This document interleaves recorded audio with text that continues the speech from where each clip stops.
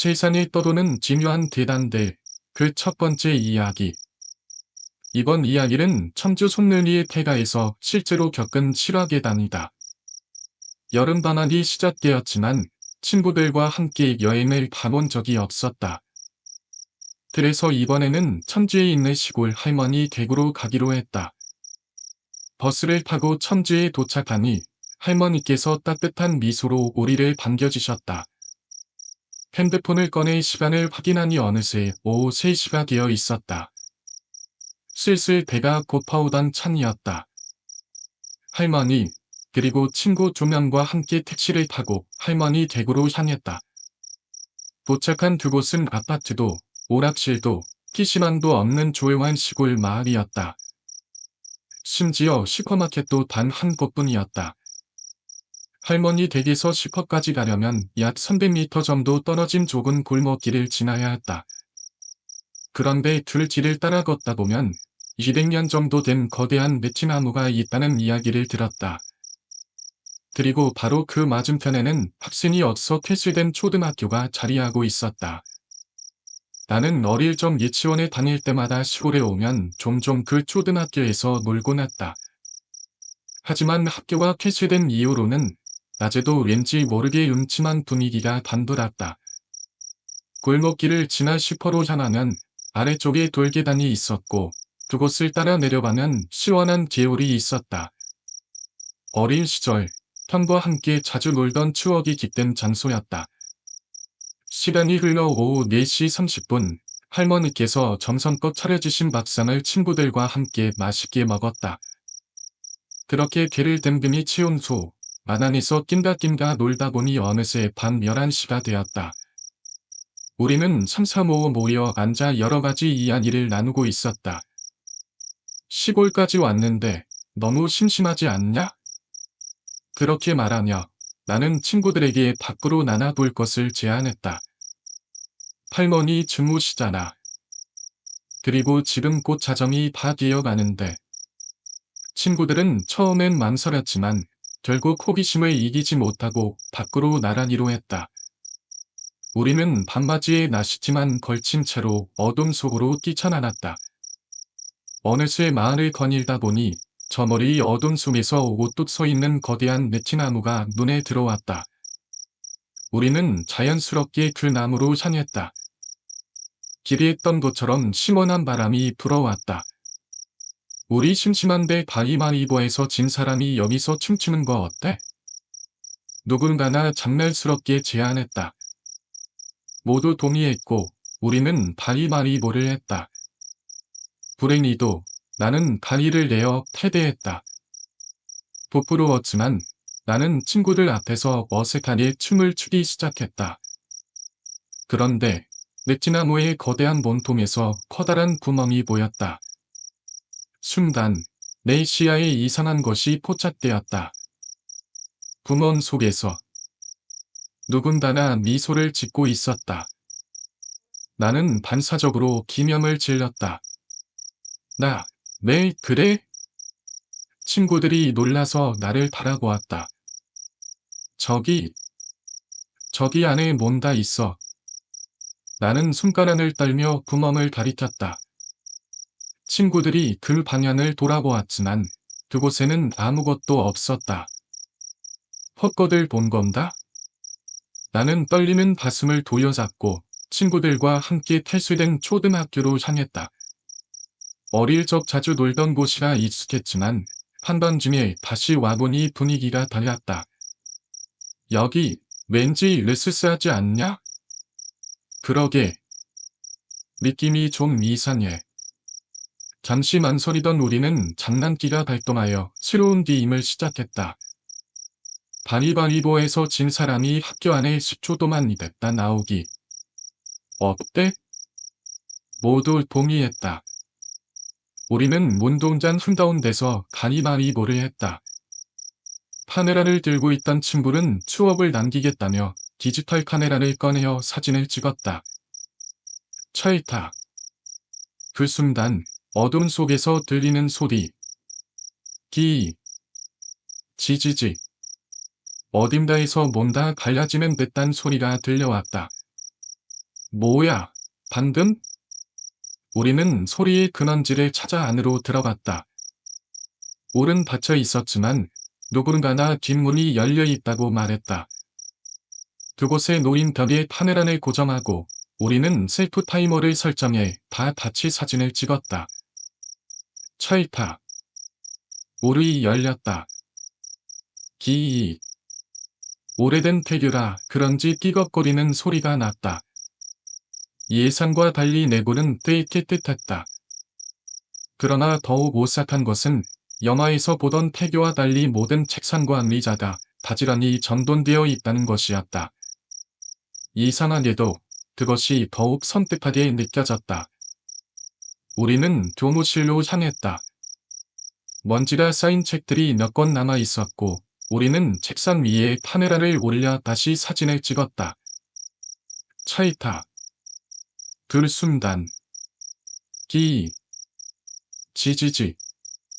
무언가나 다시 갈라지는 소리가 들려왔다. 뭐야, 지금. 겁에 질린 우리는 소리가 난 곳을 향해 달아났다. 책상에서 소리가 난 것 같은데. 어디서 본 적 있는 것 같은데. 나무들이 조금씩 갈라질 때마다 그런 소리가 난다고 하던데. 괜히 겁을 먹었던 걸까. 우리는 짐잔을 풀고 돌아다녀 했다. 그때 친구 흥명이 갑자기 말했다. 나 화장실 좀 다녀올게. 학교복도 구석에 있는 화장실로 향했다. 우리는 함께 따라갔다. 이 대교는 시골에 위치한 작은 학교였기 때문에 2층까지만 있었다. 그리고 그날 밤 우리는 결코 잊지 못할 일을 겪게 되었다. 우리는 먼지가 자욱한 계단을 밟으며 조심스럽게 2층으로 올라갔다. 2층은 1층과는 또 다른 분위기였다. 거미줄이 군데군데 얽혀 있었고 대부분의 교실은 텅 비어 있었다. 책상과 의자가 몇 개 남아 있긴 했지만 유독 한 교실만 깨끗하게 정돈되어 있었다. 우리는 자연스럽게 그 교실로 들어갔다. 모든 것이 바지런히 정렬되어 있었고 책상 위에는 마치 누군가 방금까지 사용했던 것처럼 먼지가 쌓이지 않은 물건들이 놓여 있었다. 약간의 불안감이 밀려왔지만 우리는 아무렇지 않은 척하며 교실 칠판 위에 카메라를 올려놓고 단체 사진을 찍었다. 차이타. 사진을 찍고 나니 마지막으로 방문할 장소가 정해졌다. 바로 학교에서 가장 소름 끼친다고 소문난 화장실이었다. 우리는 조용히 화장실로 향했다. 시골 학교여서 그런지 남자 화장실과 여자 화장실이 따로 구분되어 있지 않고 단순한 공용 화장실이었다. 안으로 들어서자 우리를 맞이한 것은 싸늘한 공기와 곰팡내 섞인 불쾌한 냄새였다. 이상한데? 나는 무언가나 찜찜해서 발걸음을 멈췄다. 친구들이 나를 돌아보며 물었다. 왜 그래? 나는 벽을 가리키며 말했다. 여기 이용 사용 금지라고 적혀 있어. 화장실 안에는 변기가 3개 있었다. 그런데 가운데 변기에는 위험 사용 금지라는 낡은 표시와 함께 정지선 표시가 그려져 있었다. 뭔가 수상쩍은 느낌이 들었다. 나는 망설이다가 조심스레 문을 열어보았다. 순간 역겨운 냄새가 푹 밀려왔다. 변기 안에는 정체를 알 수 없는 검붉은 찌꺼기들이 들러붙어 있었다. 단순한 오물이라고 하기에는 색깔이 이상했다. 썩은 듯한 비린내, 오래된 요구르트 밭의 시큼한 냄새가 섞여 있었다. 친구들도 코를 막으며 얼굴을 찌푸렸다. 이거 뭐라? 장난 아니네. 기는 마치 지명이라도 하듯 카메라를 들고 화장실 안의 모습을 찍었다. 그때까지만 해도 우리는 단순한 호기심이었고 별일 없을 거라 생각했다. 하지만 다음날 우리는 예상치 못한 일을 겪었다. 사진 속의 미소. 그날 밤 아무 일 없이 집으로 돌아왔다. 다음날 우리는 할머니께 작별 인사를 하고 각자의 집으로 향했다. 그러나 집에 도착하자마자 우리는 곧장 기의 집으로 달려갔다. 전날 찍은 사진을 확인해 보고 싶었기 때문이다. 기의 방에서 컴퓨터를 켜고 메모리 카드를 연결하여 사진을 하나씩 확인하기 시작했다. 처음엔 별다른 문제가 없었다. 1층에서 찍은 사진, 2층 교실에서 찍은 사진, 화장실에서 찍은 사진. 그러나 학교 뒷문에서 찍었던 첫 번째 사진을 본 순간 우리는 숨이 멎었다. 이거 뭐야? 사진 속에는 우리가 어깨동무를 하고 서 있는 모습이 찍혀 있었다. 그런데 그 뒤로 보이는 유리문 안, 폐교 내부에 한 아이가 있었다. 분명히 전날 밤에는 아무도 없었다. 그러나 사진 속에서 그녀 아이는 나를 바로 느티나무에서 봤던 그 미소를 띠고 있었다. 처음엔 단순한 착시라고 생각했다. 하지만 사진을 합계해보자 그 얼굴은 손톱만 한 크기였음에도 놀라울 정도로 선명했다. 연것도 뚜렷했고 마치 우리와 함께 사진을 찍기라도 한 듯한 위치였다. 소름이 돋은 우리는 곧바로 공중파 방송의 공포 특집 프로그램에 제보했다. 방송국에서는 사진을 검토했고 방송에서 짧게 3분 정도 방영되었다. 가장 충격적인 것은 전문가들이 분석한 결과 사진이 합성이 아니다라는 판정을 받았다는 점이었다. TV 화면을 통해 이 사실을 확인한 순간 나는 등골이 서늘해졌다. 그 아이는 누구였을까? 왜 우리 사진을 찍혔던 걸까? 그리고 우리를 보고 웃고 있던 이유는 무엇이었을까? 그렇게 첫 번째 이야기는 끝이 났다. 그러나 나는 몰랐다. 그날 이후 더 기이한 일들이 시작될 것이라는 것을. 두 번째 이야기, 윗집을 조심해. 내가 사는 곳은 아파트다. 그런데 이 아파트에는 오래전부터 이상한 소문이 많았다. 묘지 위에 세워졌다는 얘기도 있었고 귀신을 봤다는 사람들이 많았다. 하지만 나는 그런 이야기들을 별로 신경 쓰지 않았다. 그러던 어느 날 밤, 나는 친구와 함께 진에서 밤을 새우며 놀고 있었다. 한참 게임을 하다가 우리는 이상한 소리를 들었다. 도도 싸움하는 소리 같은데? 하지만 이상했다. 소리가 너무 희미해서 정확히 들리지가 않았다. 우리는 좀 더 자세히 듣기 위해 베란다로 나갔다. 베란다에서 귀를 기울이니 소리가 조금 더 선명하게 들렸다. 분명히 말싸움을 하는 것 같다. 나는 친구에게 장난스럽게 말했다. 이제 곧 적시 깨지는 소리 나겠다. 너나 조용히 해.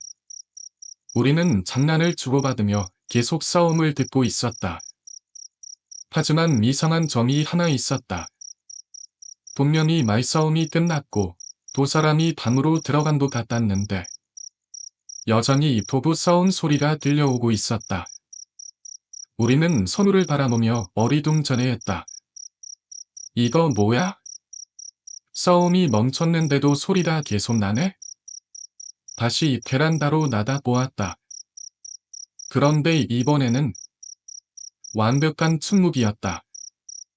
그 순간 우리는 장난삼아 소리쳤다. 계속 싸워. 그런데 그때 어디선가 들려온 낮고 서늘한 여자 목소리. 기에. 우리는 순간 얼어붙었다. 돌아보려는 순간 기에서 무언가가 퍽 하고 떨어졌다. 놀라긴 했지만 우리는 그것이 단순한 착각일 거라 생각했다. 그렇게 대수롭지 않게 넘기고 잠자리에 들었다. 다음 날 아침 우리는 집 밖에서 경찰차와 구급차가 서 있는 것을 보았다. 무슨 일인가 싶어 알아보니 한 남자가 투신자살을 했다는 것이었다. 처음에는 단순한 자살 사건이라 생각했다. 그러나 더욱 충격적인 사실을 알게 되었다. 그 남자는 독신이었다. 즉, 어젯밤 우리 밑집에서는 부부 싸움이 벌어질 리가 없었다. 그렇다면 우리가 들었던 소리는 대체 무엇이었을까? 그때부터 우리는 그 남자의 과거에 대해 조사하기 시작했다. 그리고 점점 밝혀지는 충격적인 진실. 8년 전, 그 남자는 부인을 두고 끊임없이 다투었다. 그리고 어느 날, 그 부인은 아파트에서 떨어져 죽었다. 그것이 자살이었는지 아니면 살해당한 것이었는지는 아무도 몰랐다. 그러나 한 가지 확실한 것은 그 일은 조용히 버텼다는 것이었다. 그리고 그 부부 싸움 소리는 아직도 사라지지 않고 있다는 것이었다. 우리는 그날 밤 한층 위로 올라갔다. 그 남자나 살던 10층이었다. 경찰도 단순한 자살로 결론을 내렸는지 문 앞에는 아무런 조치도 취해지지 않았다. 모든 것이 조용했다. 그런데 갑자기 친구 이가 괴물을 발로 찼다. 야, 너 미쳤어? 이러다 옆집 사람들이 들키면 어쩌려고? 나는 깜짝 놀라며 친구를 말렸지만 한편으로는 내심지대하고 있었다.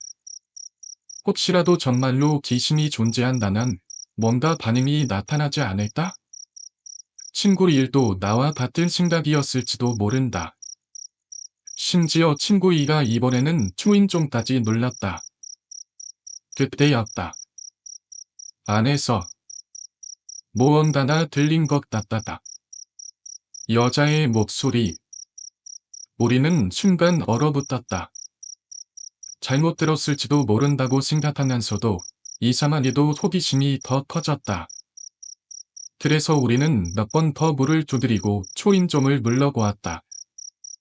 그때가 대략 새벽 1시 30분쯤이었다. 그 순간 엘리베이터가 9층에서 멈추었다. 부침 아저씨가 늦게 귀가하시나 보다. 나는 대수롭지 않게 넘겼다. 그리고 우리는 다시 계단을 내려와 집으로 돌아갔다.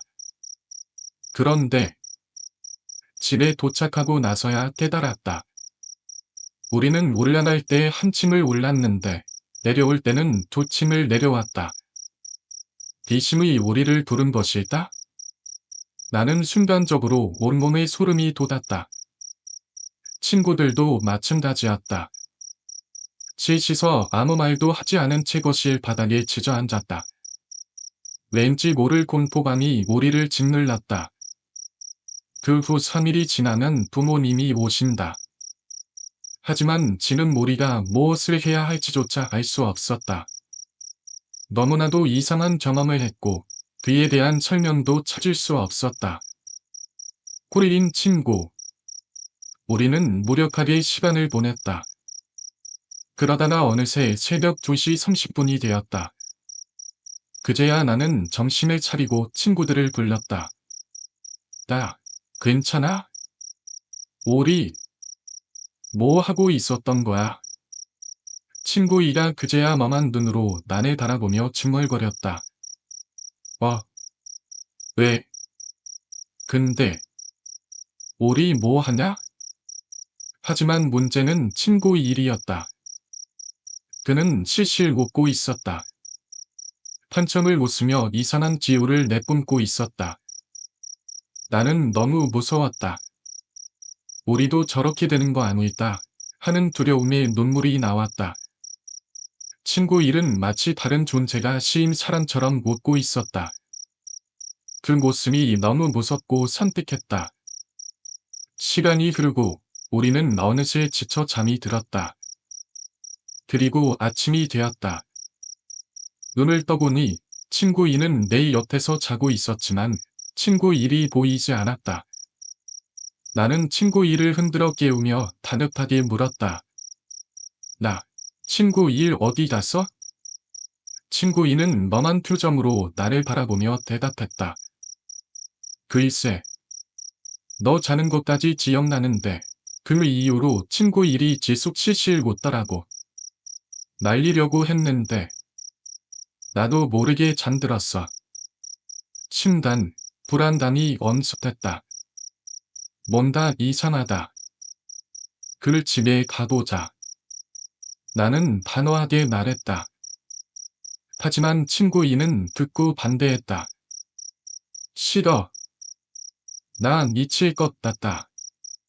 거기다는 어제 기억이 떠오를 거 아니다. 난 절대 가기 싫어.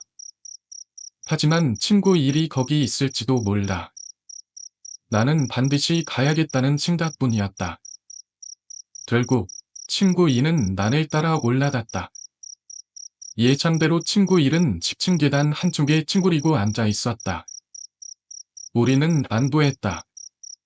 아, 그냥 여기까지 와서 잠든 거구나. 그런데 그 순간 친구 일이 천천히 고개를 들었다. 그 눈빛. 순간 심장이 얼어붙었다. 친구가 아니다. 그의 눈빛은 마치 다른 존재가 들어앉은 것처럼 차가웠다. 그가 입을 열었다. 너희들. 순간 우리는 마치 가위에 눌린 것처럼 몸을 움직일 수 없었다.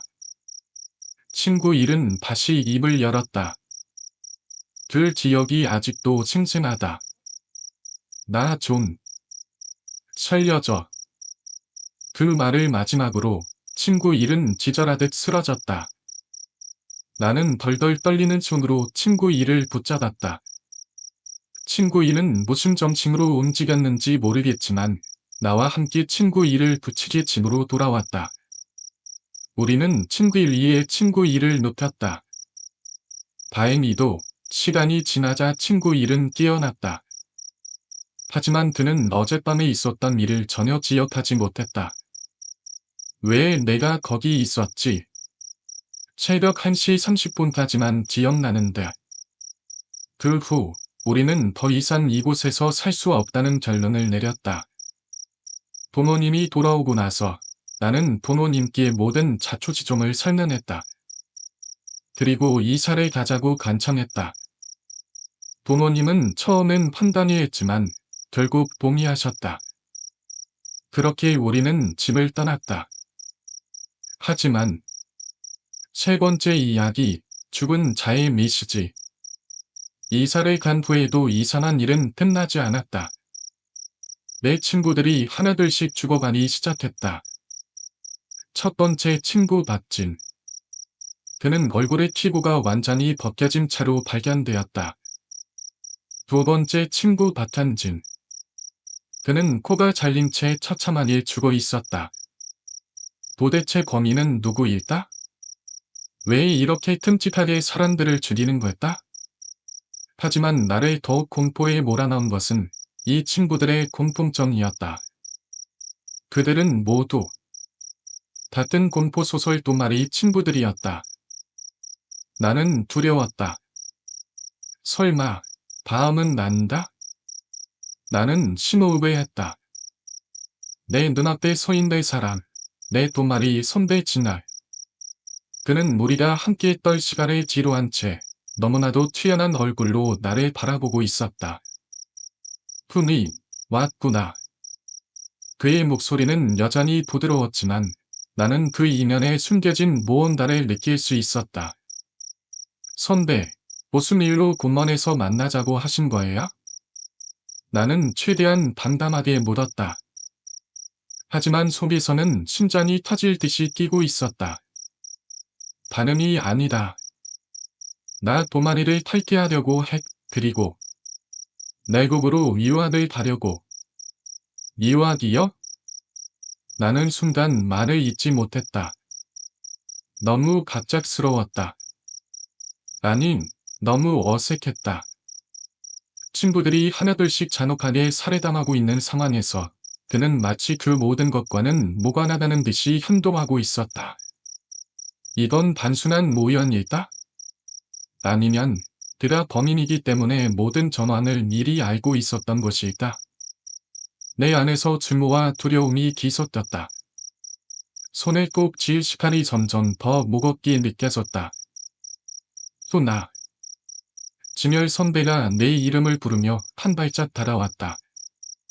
나는 반사적으로 뒷걸음질 쳤다. 너 무서워하네? 그는 천천히 웃었다. 나는 숨을 삼켰다. 당연하죠. 선배가 뭔가 숨기고 있는 것 같으니까. 나는 단도직입적으로 말했다. 그러자 그의 미소가 더욱 짙어졌다. 그래? 구나. 너도 눈치챘구나. 대단한데? 그는 갑자기 한 손을 들어 머리를 쓰다듬으며 낮은 웃음을 흘렸다. 근데 순아, 내가 뭘 할 수 있을 것 같아? 그의 말이 끝남과 동시에 나도 모르게 손에 쥐고 있던 시카를 떼어 들었다. 선배가 친구들을 죽였죠? 나는 칼끝을 지멸 선배에게 겨누었다. 하지만 그는 전혀 당황하지 않았다. 오히려 흥미롭다는 듯이 나를 바라보았다. 그래. 만약 그렇다나 넌 어쩔 건데? 그는 천천히 내게 다가왔다. 그리고 속삭이듯 말했다. 그럼 나도 널 죽여야겠지? 그 순간 건넌 가로등 불빛이 딴따렸다. 주변은 더욱 어둡고 으스스해졌다. 내 손이 떨렸다. 나는 이 싸움을 이길 수 있을까? 아님, 살아남을 수 있을까? 하지만 확실한 건 하나였다. 더 이상 친구들이 죽게 둘 수는 없다. 나는 이를 악물고 전력을 다해 진열 선배에게 끼어들었다. 그날 밤, 공원에서 무슨 일이 있었는지는 아무도 모른다. 단 한 가지, 경찰이 발견한 것은 공원 한가운데 놓인 두 개의 시체였다. 한 명은 팔에 찔려 죽었고, 다른 한 명은 천백한 얼굴로 눈을 뜬 채 숨이 멎어 있었다.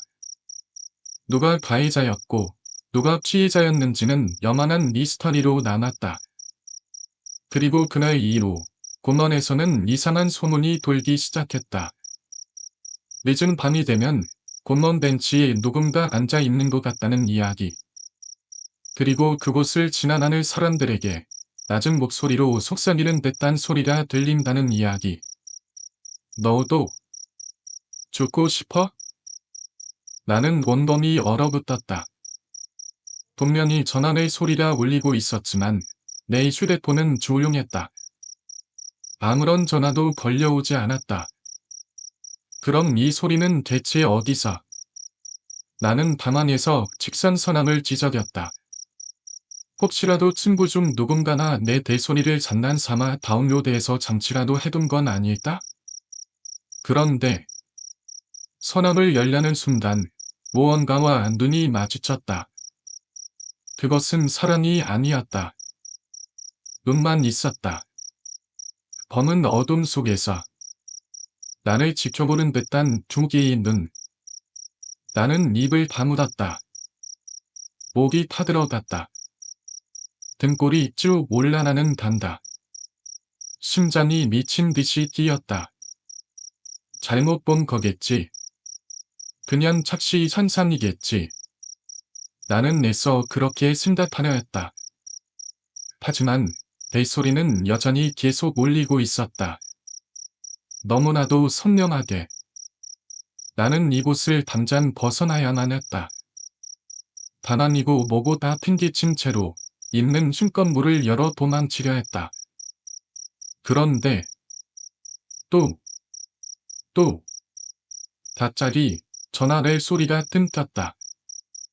그리고 그 순간 바로 내 등 뒤에서 소리가 들려왔다. 나는 숨조차 쉴 수 없었다. 그것은 낮고 쉰 목소리였다. 어디 가려고? 나는 그대로 굳어버렸다. 길을 돌아볼 수 없었다. 아니, 돌아볼 수 없었다기보다 돌아보면 안 될 것 같다. 그것이 무슨 존재인지, 어떤 모습인지 나는 알고 싶지 않았다. 하지만 몸이 말을 듣지 않았다. 그 순간 내 귓가에 다시 들려온 속삭임. 너도 내 얼굴이 궁금하지 않아? 나는 질끈 눈을 감았다. 모든 반답이 멈추는 듯한 순간이었다. 그러나 나는 본능적으로 알 수 있었다. 지금 당장 도망치지 않으면 나는 이곳을 떠날 수 없게 될 것이다. 나는 온몸에 힘을 주고 있는 숨껏 앞으로 뛰쳐나갔다. 손이 반을 든 말 듯했던 문을 열고 복도로 나왔다. 하지만 나는 한순간도 멈출 수 없었다.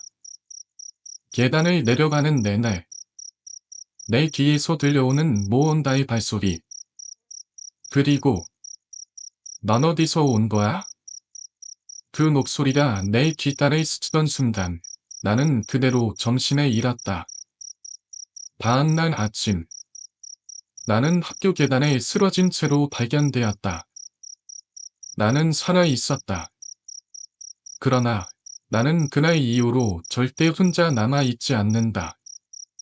내냐하면 그날 이후로 나는 항상 누군가의 시선을 느끼고 있기 때문이다. 명자는 모든 것이 완벽하다고 생각했다. 살아나는 남편과의 결혼, 그리고 귀여운 아이의 탄생. 점쟁이 할머니가 말했던 행복 두 가지는 분명 이것일 터였다. 그러나 그녀의 마음 한켠에는 늘 불안함이 자리하고 있었다. 불행 하나나 찾아올 것이다. 점쟁이의 말이 떠오를 때마다 명자는 불안함을 애써 떨쳐내려 했다. 남편과 아이가 곁에 있다는 사실만으로도 충분히 행복하다고 스스로를 다독였다. 그러던 어느 날 밤, 명자는 깊은 잠에 빠져 있었다. 하지만 문득 이상한 느낌이 들어 잠에서 깨어났다. 어두운 밤 안 기묘한 정적이 감돌았다. 옆에서 자고 있어야 할 남편의 온기가 느껴지지 않았다. 불길한 예감이 든 그녀는 조심스레 손을 뻗었다. 그러나 축축한 반쪽, 그리고 이지르는 액체가 손끝을 타고 흘러내렸다. 여보. 그녀는 손을 들어 올렸다. 어두운 손에서도 선명하게 느껴지는 끈적한 반쪽. 심장이 미친 듯이 뛰었다. 떨리는 손으로 침대 옆 램프를 켜는 순간 그녀는 뒤명을 치를 수밖에 없었다. 남편은 칼로 잔인하게 난도질당한 채 티투선이라 되어 있었다. 온 방 안이 소문비드로 물들어 있었다. 명자는 충격에 휩싸인 채 몸을 떨었다. 그 순간 그녀의 머릿속을 스쳐 지나간 것은 점쟁이 할머니의 말이었다. 너에게는 행복 두 가지와 불행 하나나 일어날 것이다. 그 불행이 이것이었던 것이다. 그러나 이건 끝이 아니었다. 그녀가 아직 알지 못하는 또 다른 진실이 어둠 속에서 그녀를 지켜보고 있었다. 저수지는 언제나 우리에게 있어 최고의 놀이터였다. 논도 밭도 없이 밀당 곳에 자리한 그곳은 낮에도 으스스한 분위기를 풍기는 곳이었지만 우리에게는 상관없는 일이었다. 어릴 적 우리는 무서움이 뭔지도 몰랐다. 여름만 되면 동네 형들과 동생들이 삼삼오오 모여 저수지로 향했다. 수영을 할 줄 아는 아이도 못하는 아이도 모두가 모여들었다. 그곳에서는 누구나 신나게 놀 수 있었습니다. 그 여름 마을에는 공사나 한창이었다. 공사장에서 나온 스티로폼들이 저수지 주변에 널려 있었고 동생들은 그것을 주워 텐키 속에 넣고 물에 둥둥 뜨며 놀았다. 마치 구명조끼라도 된 듯 그 작은 스티로폼 조각들은 우리에게 특별한 재미를 선사했다. 나는 항상 신나게 놀려가는 아이들 중 한 명이었다. 수영을 잘했기에 물놀이를 누구보다 좋아했고 수영하는 재미에 흠뻑 빠져 있었다. 그래서 우리는 언제나 최대한 많은 아이들을 모아 함께 저수지로 향했다. 보통 오전 11시쯤 저수지에 모여 수영을 시작했다. 배가 고프든 말든 우리는 점심도 잊고 하루 종일 물속에서 놀았다. 그래도 다행히 저수지 옆에는 야생 산딸기 나무가 자라고 있었기 때문에 우리는 그것을 따먹으며 서기를 달랬다. 나는 아직 어렸기 저수지의 짚은 꽃까지 나아나지 않았다. 물속이 짚어진다 싶으면 다시 안전한 곳으로 돌아왔고 다툼 짚은 곳까지 들어갔다 나도 다시 얕은 곳으로 돌아오기를 반복했다. 저수지에서 수영을 해본 사람이라면 알 것이다. 바닥이 점점 짚어지는 구간이 있고 어느 순간 갑자기 발이 닿지 않는 곳이 나타난다는 것을. 그리고 그곳에서는 깊은 수심 안으로 갈수록 물이 점점 차가워진다. 하지만 우리가 저수지에 가는 가장 큰 이유는 수영 때문만이 아니었다. 뗏목. 저수지에 떠있는 뗏목은 우리의 가장 큰 즐거움이었다. 수영을 하다나 추우면 뗏목 위에 올라나 몸을 말리고 친구들과 함께 수중 전쟁 놀이도 했다. 수영을 못하는 친구들도 뗏목 위에 올라앉아 놀 수 있었기 때문에 저수지를 찾는 모든 아이들에게 뗏목은 최고의 놀이터였다. 그날도 마찬가지였다. 우리는 오랜만에 저수지로 갔다. 그런데 뗏목이 예전처럼 물이 가까이 있지 않았다. 멀리 저수지 반대편의 숲을 근처에 떠밀려가 있었다. 우리 중에서 가장 리더 격이었던 형이 말했다. 뗏목 가져오자. 나는 원래 형들을 잘 따르는 성격이었다. 형이 나서자 나도 덩달아 따라갔다. 뗏목을 가지러 가는 길은 평소보다 조금 더 멀었다. 나는 형을 따라 조심스럽게 걸어갔다.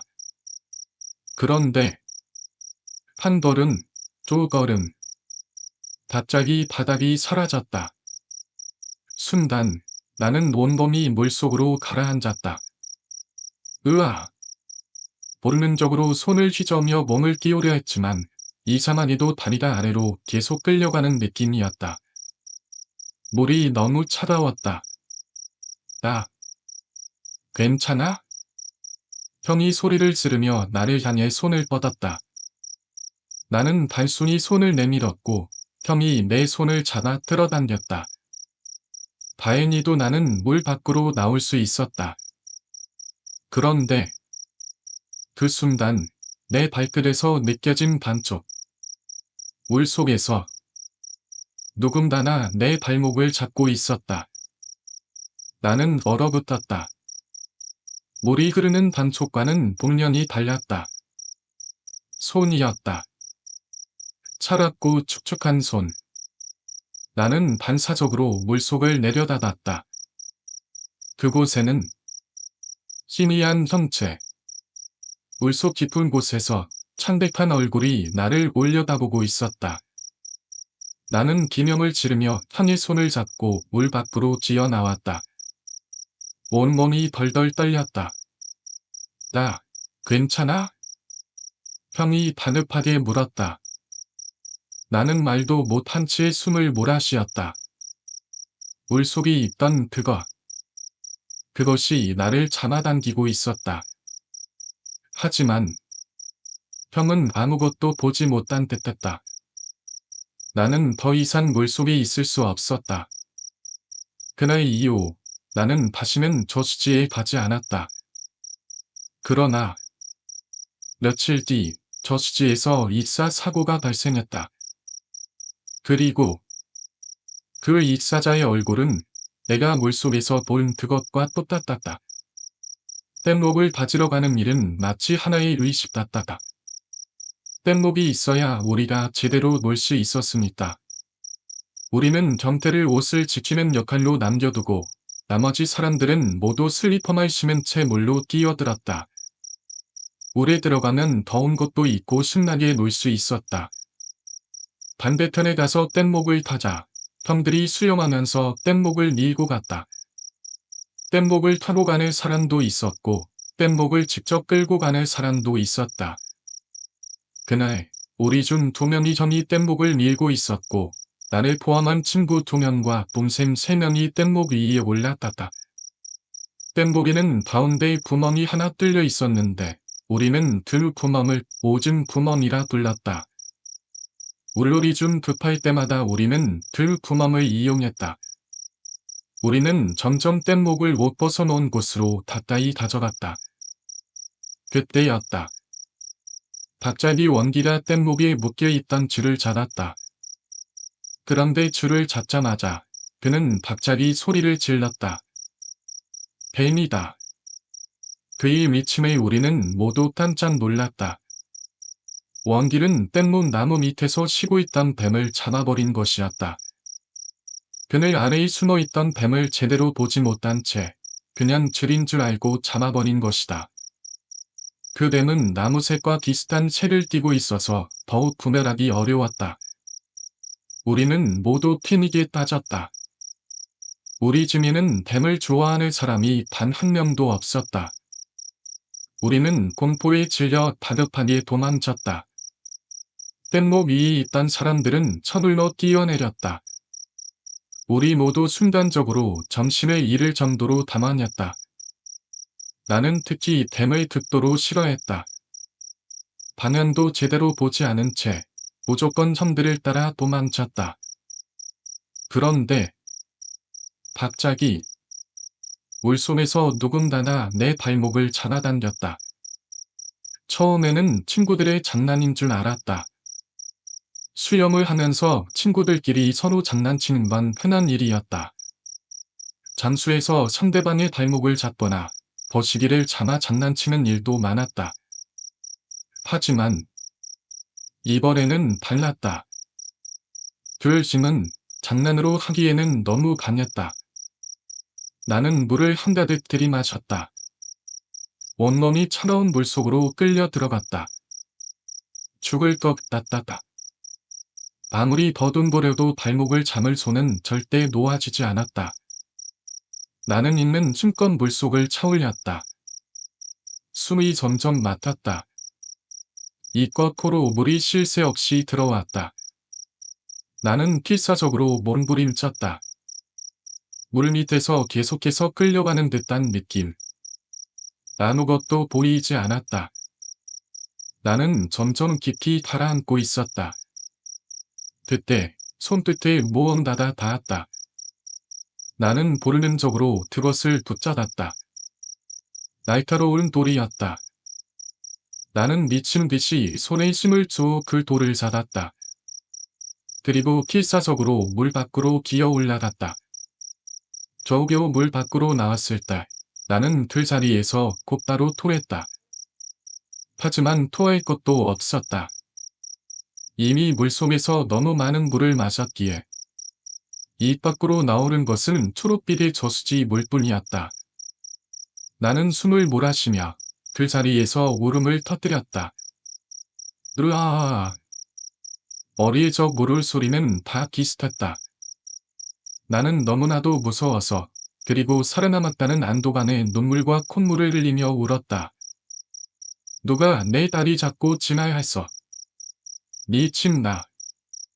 나는 화가 나서 울면서 소리쳤다. 귀에도 물이 들어가서 귀가 아팠고 온몸은 떨리고 있었다. 그때 경태가 내게 다가와 말했다. 나는 내가 장난치는 줄 알았다. 뱀 나왔다는 것도 장난인 줄 알았다. 아니다. 나는 믿을 수 없었다.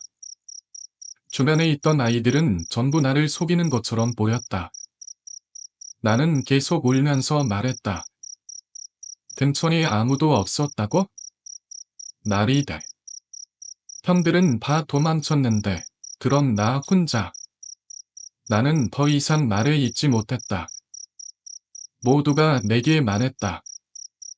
우리는 아무도 내 발목을 잡지 않았다. 그제야 나는 깨달았다. 내 발목을 잡은 것은 사람이 아니었다. 우리가 보지 못한 저수지 속에 존재하는 무언가였다. 그날 이후 나는 다시는 저수지에서 수영을 하지 않았다. 다른 아이들은 여전히 물속에서 신나게 놀았지만 나는 멀리서 그것을 바라볼 뿐이었다. 대신 나는 저수지 근처에서 산딸기나 따먹으며 조름이 시간을 보냈다. 다행히도 이 사건이 트라우마로 남지는 않았다. 나는 여전히 수영을 할 수 있었고 물을 두려워하지도 않았다. 하지만 나는 더 이상 짙은 물속으로 들어갈 수 없었다. 밑에서 누군가가 나를 다시 끌고 갈 것만 같았기 때문이다.